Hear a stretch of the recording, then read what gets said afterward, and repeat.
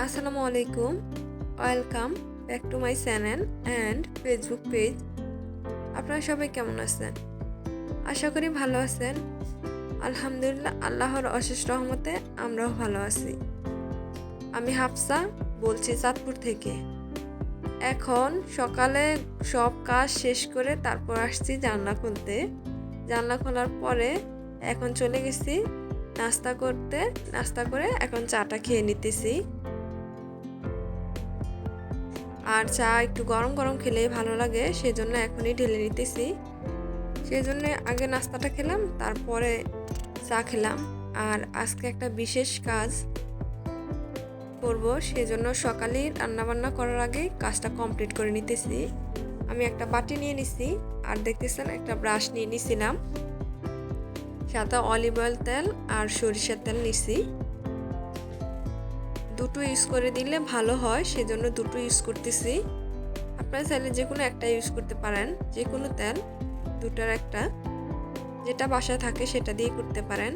তো আমি কিছুটা তেল নিয়ে নিছি, আর সাথে এটা হচ্ছে সরিষার তেল নিছি। আর এখন নেব হচ্ছে এটা অলিভ অয়েল। অলিভ অয়েলের তো প্রসেসিং একটু বেশি, সেজন্য খুলতেও একটু কষ্ট হয়। এই তো আমি কিছু পরিমাণ অলিভ অয়েল তেল নিয়ে নিছি, কারণ এটা তো ছোট বাটি, সেজন্য অল্প করে নিছি। আর আমি মিক্স করে নিতেছি। যদি একটু বড় বাটি হইতো তাহলে আর একটু বেশি নিতাম, আমি ইচ্ছে করে ছোট বাটি নিছি। এখন 10,000 টাকার কাজ আমি 10 টাকার মধ্যেই কমপ্লিট করে ফেলতেছি। দেখেন, অল্প একটু তেল জাস্ট এভাবে ব্রাশ দিয়ে ব্রাশ করলেই হচ্ছে। জানি না কতটুকু বোঝা যাচ্ছে, হয়তোবা আমি ক্যামেরাতে ভালো করে বোঝাতে পারতেছি না, বাট আপনারা একটু দেখেন। এই যে আমি তেলটা ব্রাশ করতেছি, করার পরে কিন্তু ধুলোটা উঠে যাচ্ছে, আর তেলটা গায়ে লেগে থাকতেছে। সো এটা কিন্তু পুরো বানিশের কাজ করতেছে। আমরা কিন্তু চাইলেই পারি এভাবে কাজ করে কিছুদিন পর পর বানিশ না করে এভাবে যদি কাজ করি, তাহলে কিন্তু ঝকঝকা পকপকা হয়ে যায়। সো হয়ে গেলে আমাদের কিন্তু কিছুদিন পর পর বানিশ করার কোনো প্রয়োজনই হয় না, আমরা অনেক দিন পর পর বানিশ করলেই হয়। দেখেন, এই সেটটা, যে সেটটাতে আমি তেলটা ব্রাশ করছি, ওই সেটটা কিন্তু পুরো পকপকা। আর যেই সেটটাতে আমি ব্রাশ না করছি, ওইটা কিন্তু অত বেশি ছিল না। দেখেন, আপনারাই হয়তো একটু হলেও বুঝতে পারবেন। আসলে ক্যামেরাতে হয়তো বা আমি পুরোটা বুঝাইতে পারতেছি না, বাট আপনারা একটু হলেও বুঝতে পারবেন। আর আমি ওই তেলটা শেষ করে তারপর এখানে আরেকটু তেল নিয়ে নিছি। আসলে আপনাদের বোঝানোর সাথে আমি ব্রাশটা ইউজ করতেছি, তা না হলে মাঝে মাঝে আমি টিস্যু ইউজ করি, আর মাঝে মাঝে কাপড়ও ইউজ করি।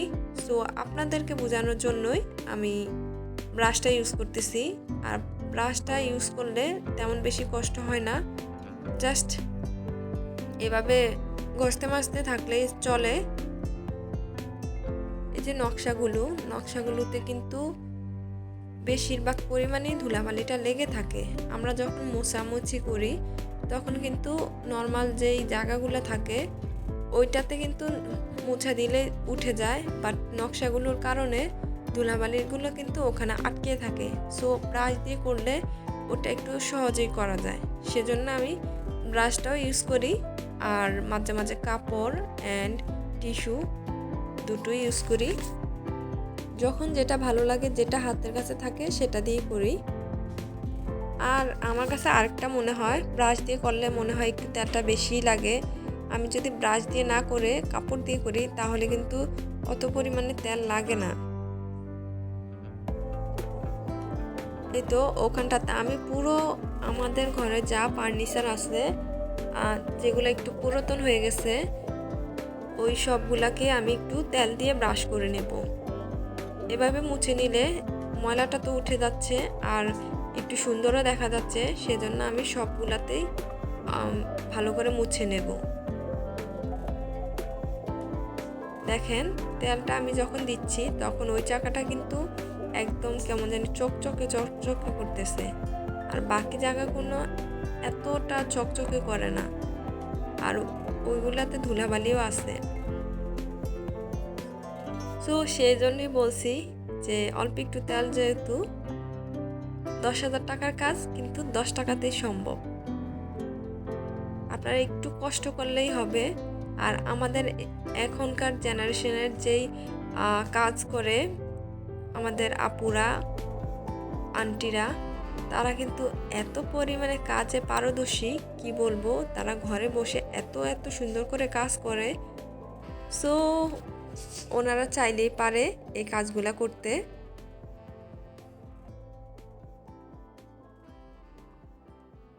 দেখেন এই ব্রাশটা হওয়াতে কিন্তু আমি ঘুরিয়ে ঘুরিয়ে করতে পারতেছি, নকশাগুলো ঘুরিয়ে ঘুরিয়ে দিচ্ছি, আর একটু তাড়াতাড়ি হচ্ছে। আর আপনাদের কাছে হয়তো বা ব্রাশ নাও থাকতে পারে, তখন আপনারা টিস্যু ইউজ করতে পারেন। আসলে আমি টিস্যুটা কমই ইউজ করি, আমার কাপড়টা একটু বেশি ইউজ করা হয়। এই দেখেন একটু সময় লাগবে, একটু সময় নিয়ে পুরো ফার্নিচার যদি ঝকঝকে চকচকে করা হয় তাহলে এখানে খারাপ কোথায়, ভালোই তো।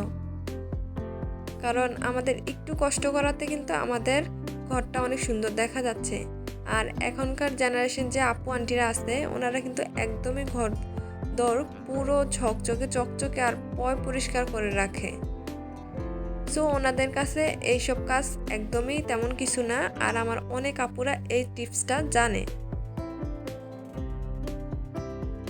তো তারপর আমি দিতেছি, অনেকে জানে, যারা না জানে তাদের কাজে লাগবে সেজন্যই দিচ্ছি। এখন আমি ব্রাশ রেখে টিস্যুটা ইউজ করে আপনাদেরকে দেখানোর জন্য করতেছি। দেখেন আসলে যখন আমি ইউজ করি, কাপড়টা ইউজ করি, কাপড়ে কিন্তু অতটা বোঝা যায় না যে কতটা ময়লা হয়েছে, বাট টিস্যু ইউজ করলে কিন্তু একদমই পুরো বোঝা যায় যে কতটা ময়লা হয়েছে। দেখেন টিস্যু থেকে কিন্তু ব্রাশটা ভালো, বাট টিস্যুটা ইউজ করলে ব্রাশের তুলনায় টিস্যুটাতে তেলটা কম টানা হয়।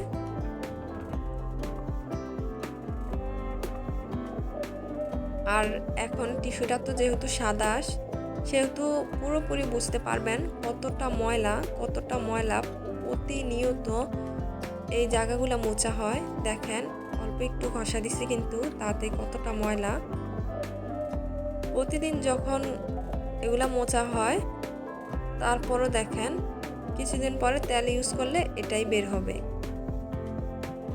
দেখেন আমি আরও একটু মোছামুছি করে আপনাদেরকে দেখাচ্ছি। দেখেন কতটা ময়লা হয়েছে। সো এভাবে আপনারা করতে পারেন। আমরা গৃহিণীরাই কিন্তু পারি সংসারে টাকা বাঁচাতে। অল্প কিছু ট্রিক্স ফলো করলেই কিন্তু আমাদের হয়ে যায়। সো আমি এই কাজটা শেষ করে চলে যাব রান্না করতে। এই তো আমার কাজ শেষ, এখন চলে আসলাম রান্না করতে।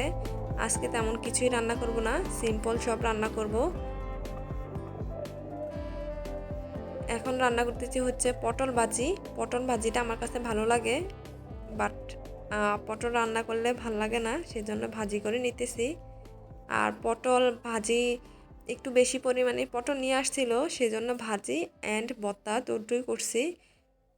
এগুলা তো নষ্ট হয়ে যাবে, কিছু নষ্টও হয়ে গেছে, কিছুদিন হয়েছে নিয়ে আসছে, সেজন্য করে নিলাম। এখানে মাছের মাথা আছে, দেখেন এগুলো অনেক বড় বড় মাছের মাথা। সো কেউ খাচ্ছে না, সেজন্য মাঝখান দিয়ে ফ্রিজ দিয়ে নিলাম। এত বড় মাছের মাথা আমি যে অর্ধেকটা খাইছি, আমার এতে কিন্তু পেট ভরে গেছে। তো সবাই কিন্তু খেতে পারবে না, সেজন্য মাথাটা মাঝখান দিয়ে ফ্রিজ দিয়ে নিছি। এদিকে দুটো মাথা নিছি, আর কিছু মাছ দিয়ে দিছি। আর পটলের সিল্কা আর পটল আলু সাথে ইউজ করছি, তারপর শিলপাটায় বেটে নিলাম। এই তো এখন কাঁচামরিচ পেঁয়াজ দিয়ে ভেজে নিতেছি। এভাবে ভর্তা বানিয়ে দেখবেন, ভীষণ ভীষণ মজা হয়। আমি একটু হলুদ, একটু লবণ তো ইউজ করতেই হবে, সাথে কাঁচামরিচ পেঁয়াজ। আমি কিন্তু পেঁয়াজটা একটুও ভাজি নাই, এমনিতেই করছি। মাশাআল্লাহ, তারপরও ভীষণ পরিমাণে টেস্ট হয়েছে। আর এখানে হচ্ছে আমাদের স্পেশাল তালের পিঠা।